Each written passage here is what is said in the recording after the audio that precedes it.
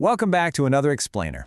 All right, so today we're untangling a communication pattern that is honestly incredibly common, but oh man, is it deeply frustrating.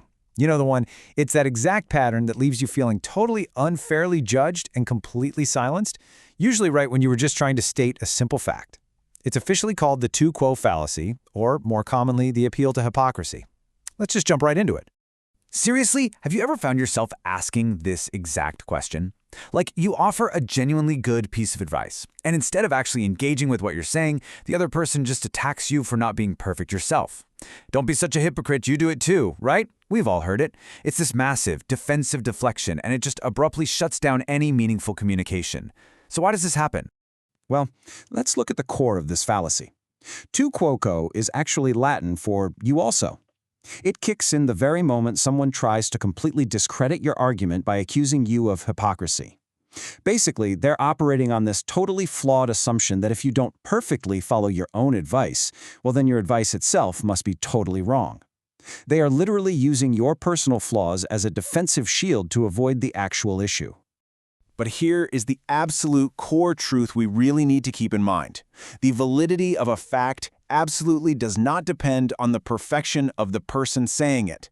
I mean, think about it like this. Imagine a doctor who, ironically enough, happens to be a chain smoker. Now, if that doctor looks at you and says, hey, you really need to stop smoking, it's terrible for your health, yeah, sure, they are a total hypocrite. But guess what? Their medical advice is still 100% true.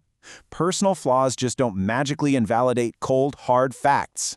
Quick timeout. If this dynamic is resonating with you right now, or if you've ever been completely shut down by someone just pointing out your flaws, do me a favor and tap that like button.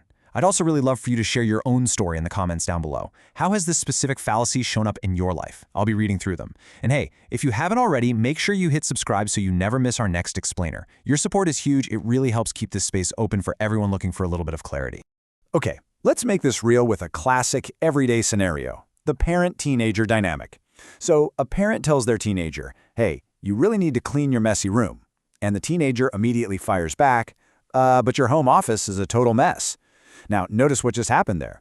The teenager completely dodged the actual truth of the advice by launching a direct personal attack on the parent's organization skills.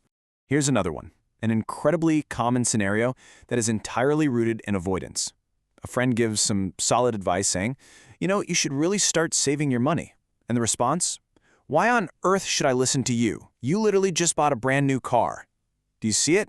Instead of just acknowledging that saving money is genuinely good, solid advice, the responder immediately points the finger just to get themselves off the hot seat. Or take this sleep example. Imagine telling a friend, hey, you gotta stop staying up so late, it's completely ruining your focus. And they just snap back, oh please, you were up until 2 a.m. last night. Again, the listener is actively, purposefully ignoring the truth of the message. They aren't debating the facts about sleep and focus at all. They are just attacking your personal schedule to score a point and win the argument. So the real question is, how do we actually respond to this gracefully and, keep the conversation productive? Well, we can use a super practical 3-step toolkit. Let's go right back to that sleep example.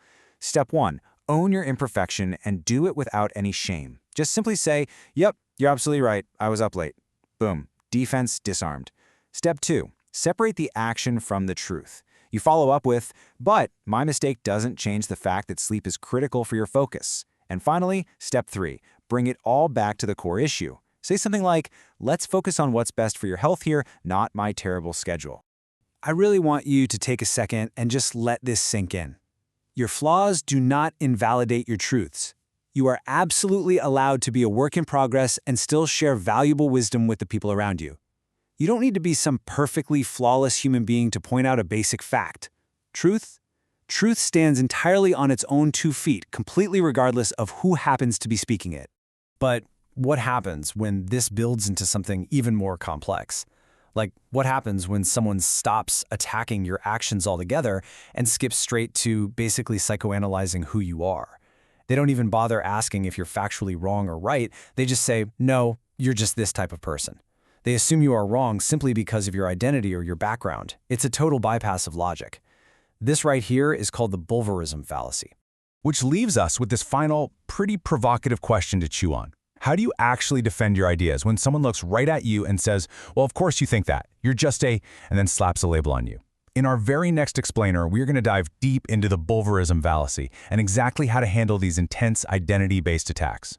So how would you respond when someone completely dismisses your logic just because of who you are? Think about it. Until then, stay curious, keep your logic sharp, and I'll see you next time.